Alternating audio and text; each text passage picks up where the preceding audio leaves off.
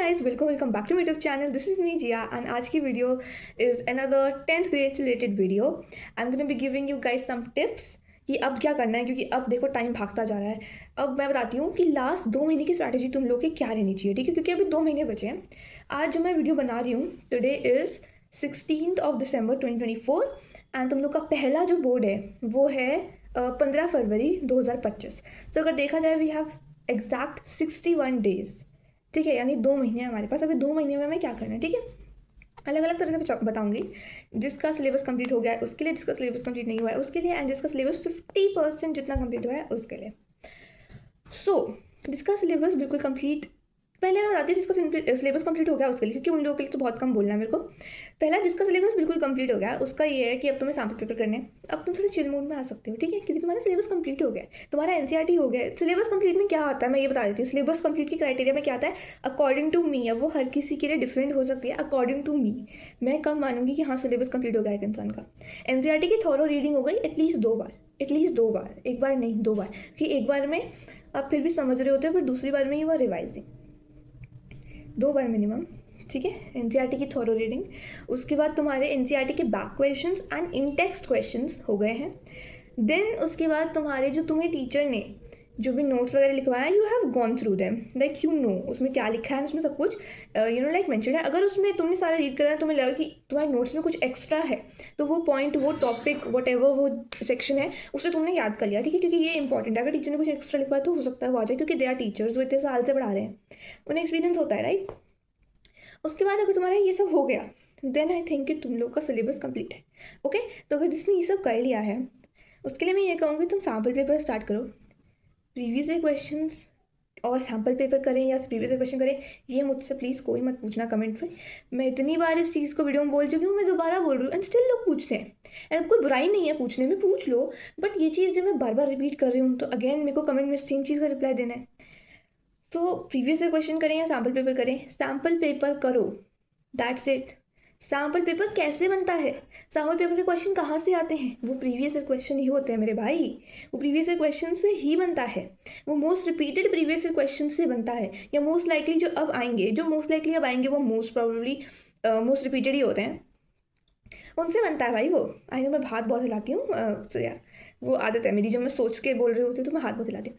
Anyways, सो मैं क्या कह रही थी कि ये हो गया तुम्हारा, अगर तुम्हारा सारा सिलेबस कंप्लीट हो गया है वो स्टार्ट कर दो, और क्या कहते हैं सैम्पल पेपर स्टार्ट कर दो, ठीक है, आराम से सैम्पल पेपर करो। एडू कार्ड की करना है एडू कार्ड की करो, उस वाली करनी है उस वाली करो, पीडब्ल्यू करना है पीडब्ल्यू करो, शुभम पाठक मैम की करनी है उनकी करो, जो तुम अफोर्ड कर सकते हो, जो तुम्हें पास में मिल जाए। देखो मैं तो तुम्हें सिर्फ सजेशन दे सकती हूँ कि तुम ये यूज़ करो, ये यूज़ करो, at the end of the day use तुम्हें करना है, ठीक है। तुम्हें देखना है कि तुम कौन सा अफोर्ड कर सकते हो, कौन सा तुम्हें ठीक लग रहा है, किसकी तुम्हें लैंग्वेज समझ आ रही है, even though they are very similar, but still वो तुम पे डिपेंड करता है, ठीक है। तो मैं वो नहीं बोल रही यही खरीदो यही खरीदो, तुम्हारी मर्जी है। मेरा काम तुम लोगों को सजेशन देना, तो वो मैं देती रहती हूँ बीच बीच में। हाँ, सैम्पल पेपर्स करो, ठीक है, अब से स्टार्ट करोगे 2 महीने में कितने सैम्पल पेपर हो जाएंगे तुम्हारे, 95 से नीचे तो आएंगे ही नहीं। 2 महीने इतना टाइम ना, इतना टाइम सैम्पल पेपर करने के लिए। दिन में एक sample paper, I am not saying 2 sample paper, दिन में एक सैम्पल पेपर भी कंप्लीट करो तो 60 सैम्पल पेपर हो जाएंगे। 60, अगर तुमने इसे डिवाइड भी कर लिया ना पर सब्जेक्ट के हिसाब से कि इतने इतने इतने करने, इतने दिन इतने करने, इतने दिन। साइंस और मैथ्स के थोड़े ज़्यादा करने हैं, इंग्लिश हिंदी के कंपैरेटिवली थोड़े कम, साइंस मैथ्स का थोड़ा ज़्यादा, तो वो चलो उसके बारे में किसी और वीडियो में बात करते हैं, किस तरह से तुम्हें अपना टाइम टेबल बनाना है। कुछ वैसे टाइम टेबल से कुछ होता तो है नहीं, जो जिसका जब मन करता है पढ़ने का वो तभी पढ़ता है। सो उसके बाद मैं क्या कह रही थी कि ये होगा कि जिन लोगों का हो गया है सिलेबस कंप्लीट, ठीक है, उसके बाद जिन लोगों का 50% हुआ है, राइट, तो आधा सा हुआ, मतलब पता नहीं हुआ है नहीं हुआ है, डाउट में है, 50% नहीं बोल रही, डाउट में है, पता नहीं कि हुआ है नहीं हुआ है। तो पहले बात तो तुम ये देखो कि तुम उस क्राइटेरिया में फिट हो रहे हो कि नहीं, जो मैंने सिलेबस कंप्लीट वाली क्राइटेरिया बताई उसमें फिट हो रहे हो या नहीं, ठीक है। उसके बाद तुम्हें क्या करना है, न्यू ईयर तक अभी तुम्हारे पास है 10-15 दिन, वो अपना सिलेबस कंप्लीट वाला क्राइटेरिया ख़त्म करो। मुझे नहीं पता कैसे करोगे, देखो तुम लोग, मुझे पता तुम लोग की प्रॉब्लम्स है, मेरी कोचिंग है, मेरी इतने घंटे पढ़ाई होती है, मेरे इतने प्री बोर्ड्स है, ये वो, बट प्री बोर्ड्स को साइड में रखो, उसमें तुम पास हो जाना, ठीक है, कोई कुछ नहीं कहता तुम्हें।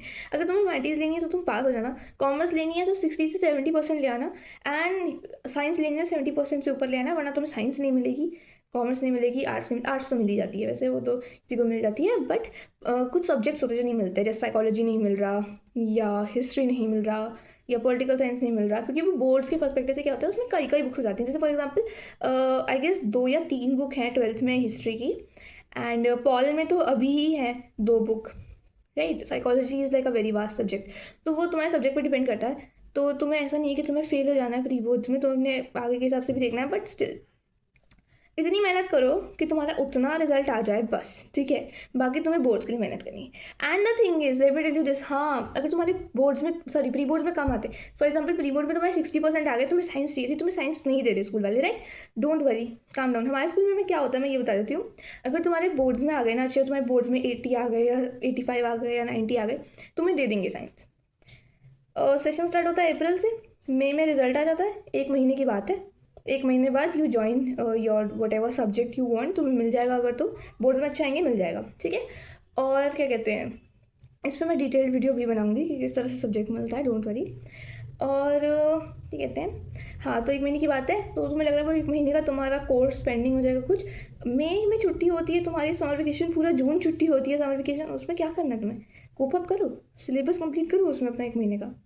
अगर तुमसे अभी नहीं हो रहा ना, तो ये मत सोचना कि मैं सब्जेक्ट नहीं मिलेगा मेरे को, मैं प्री बोर्ड्स के उस पर ही कर लूँ।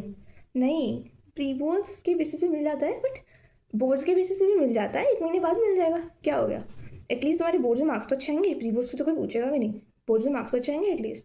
हाँ सो ये बात हो गई उन लोगों की जिनका सिलेबस डाउट में है कि कंप्लीट हुआ है या नहीं। पहले तुम लोग को अपना सिलेबस कंप्लीट करना है न्यू ईयर तक, उसके बाद पूरा जनवरी डू योर सैम्पल पेपर्स, ठीक है। पूरा जनवरी do your sample papers, and जितने भी दिन फेब के मिलेंगे तुम्हें उसमें सैम्पल पेपर करो, क्योंकि अगर तुम्हारा 15 फरवरी को बोर्ड है तो उससे पिछले 5 दिन तुम्हें छोड़ने हैं।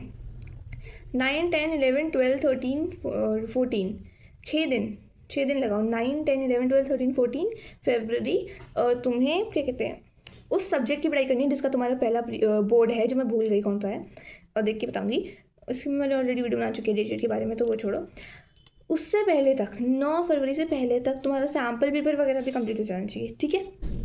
अब बात करते हैं उन लोगों के बारे में जिनका बिल्कुल ही सिलेबस जीरो है। तुम क्या कर रहे थे अब तक, जेन्युइनली तुम क्या कर रहे थे अब तक। अब भाई अब नहीं जागे ना तो फिर अब कुछ नहीं हो सकता। फिर अगर तुम अब नहीं जागे तो मैं ही नहीं करी कि अब कुछ नहीं हो सकता, बिल्कुल हो सकता है। बट अगर अब नहीं जागे और अब नहीं सोचा कि हाँ अब तो हमें पढ़ना है 7-7, 8-8 घंटे, उस डेडिकेशन के बिना नहीं होगा। फिर भूल जाओ अपना सपना, तुम्हें करना, तुम्हें अब तुम्हें बात ये बुरी लगेगी बट मैं सच बता रही हूँ कि you have to work hard now, you have to give your best. तुम्हें डेडिकेशन के साथ काम लेना होगा नाउ। अब तुम्हें क्या करना है, अब तुम मेरी सुनोगे। एनसीईआरटी रीडिंग वगैरह सब कुछ कंप्लीट करो जनवरी तक। NCERT reading in the sense NCERT back questions, in text questions सब कंप्लीट 15 दिन में करना होगा। दिन रात एक कर दो, जो करना है करो। ओके लेट्स से 10 जन तक ख़त्म कर दो।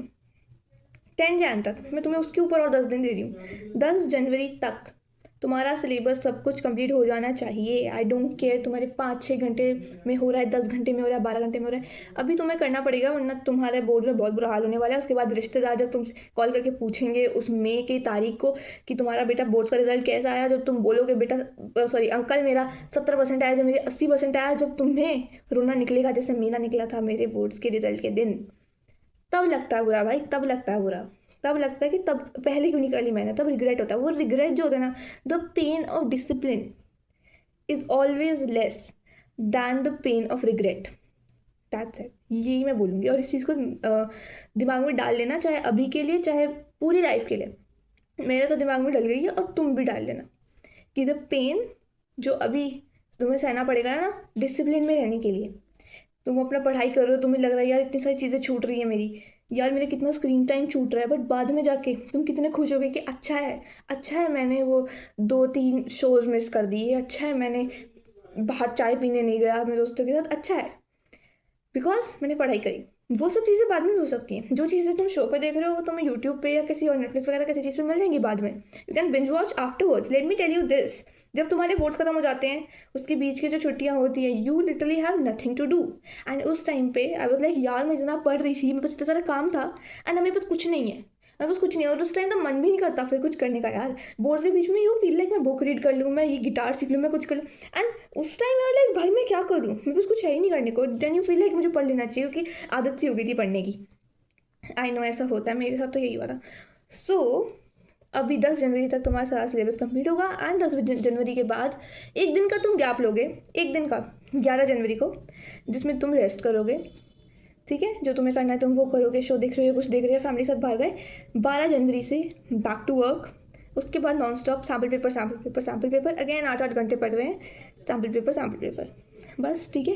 This is going to be your strategy. मैंने छोटे से में बता दिया। Thanks for watching this video, subscribe. भाई यार 2000 नहीं होके दे रहे, 2000 ही नहीं होके दे रहे भाई, 2000 पे अटक गए, मतलब 2000 ही नहीं हो रहे, मतलब उसमें अटक गए उस प्रोसेस में। तो भाई सब्सक्राइब कर दो, अपने दोस्तों को सब्सक्राइब करा दो। Thanks for watching this video, don't forget subscribe, bye.